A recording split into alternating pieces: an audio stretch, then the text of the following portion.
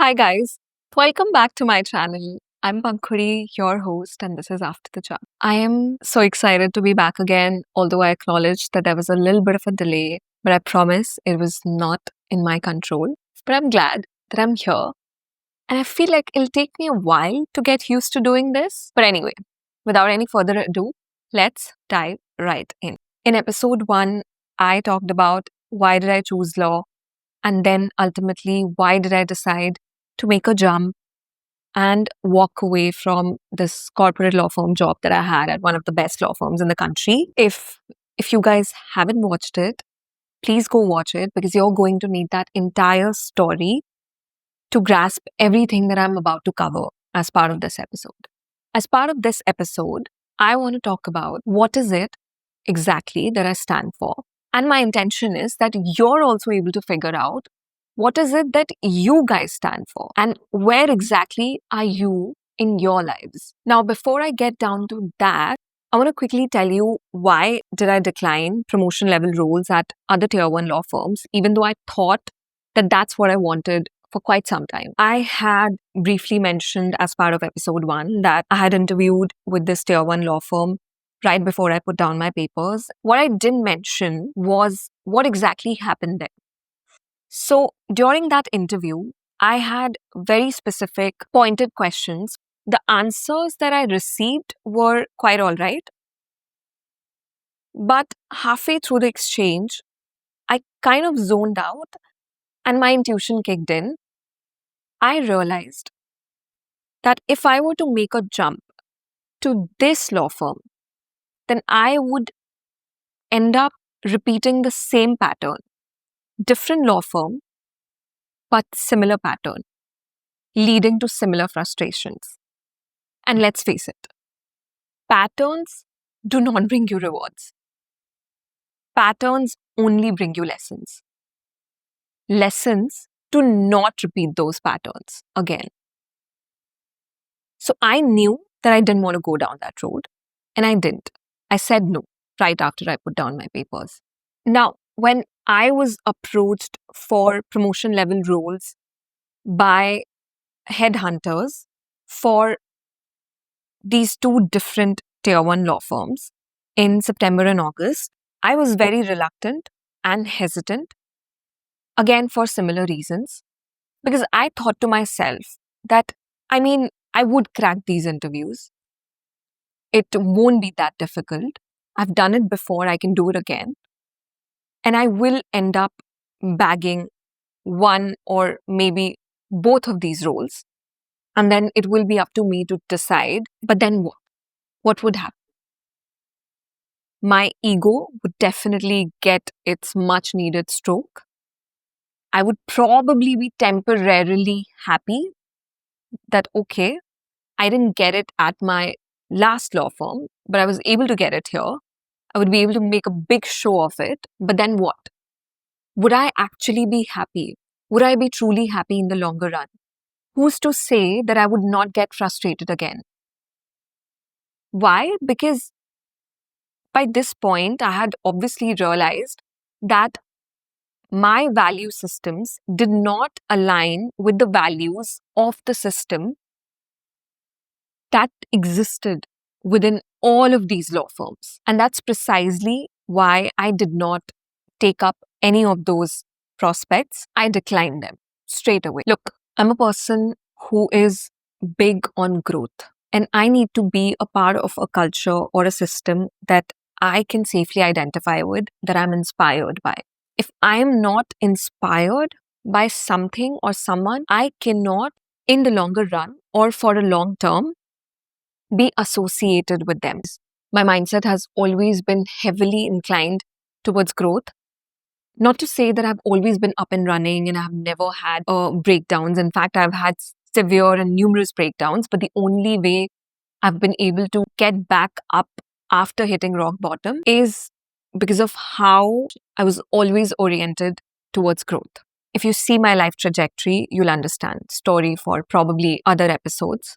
Coming back, no matter where you are in your life, personally, professionally, if you're heartbroken, if you're bogged down, if you're beaten down, You cannot get back up if you're looking down on yourself, looking down on other people, because the only way to go up is to look up and not look down. What do I mean by this? Let's break it down.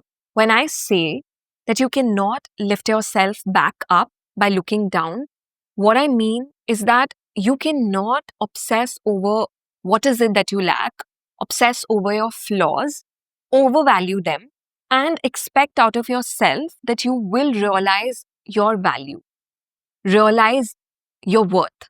That cannot happen. It doesn't happen. This means that to get better, to do better, to be better, you will have to overvalue your strengths, your positives, and completely shift your focus away from your negatives. All right? That's my value system. That's what I stand for. That's literally my strongest conviction. That you can literally get back up, and not just get back up, you can literally do anything and everything that you want in life if you just focus on your strengths.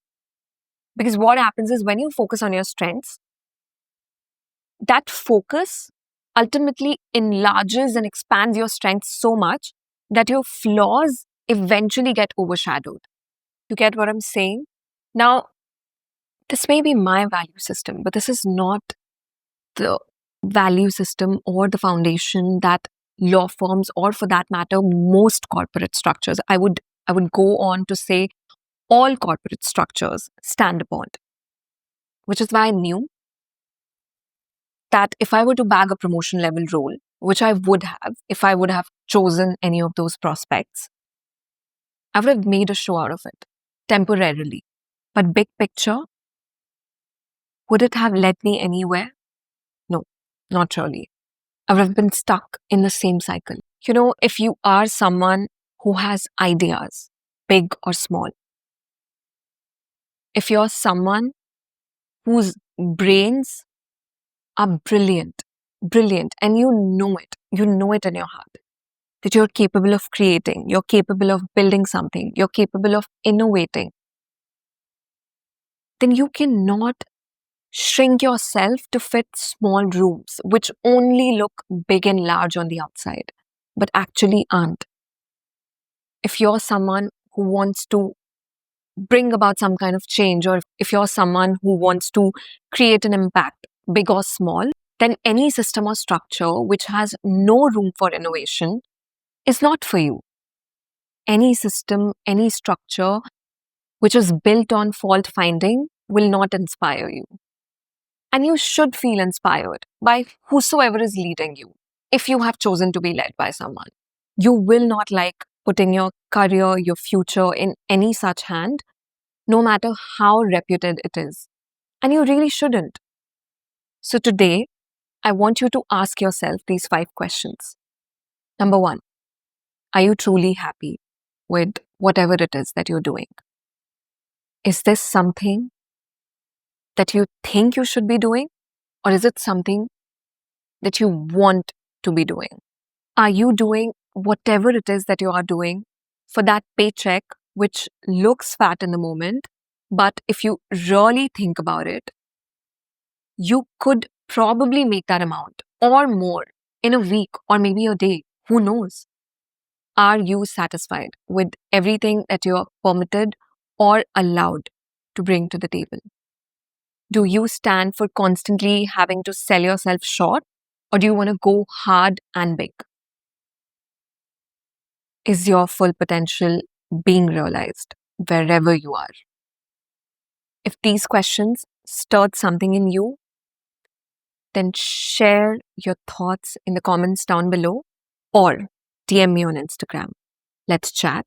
Because if you don't decide what you stand for and where you're at right now in your life, then somebody else will do it for you. And trust me, you don't want that. That's what I have for you as part of this episode. I would love to hear your thoughts, and I'm really hoping that this resonated. I'm also hoping that the intention lands and you're able to take away everything that I intended for you to take away from this episode. I will see you in the next one very, very soon. Until then, I'm sending you lots and lots of love and way more sass. Bye.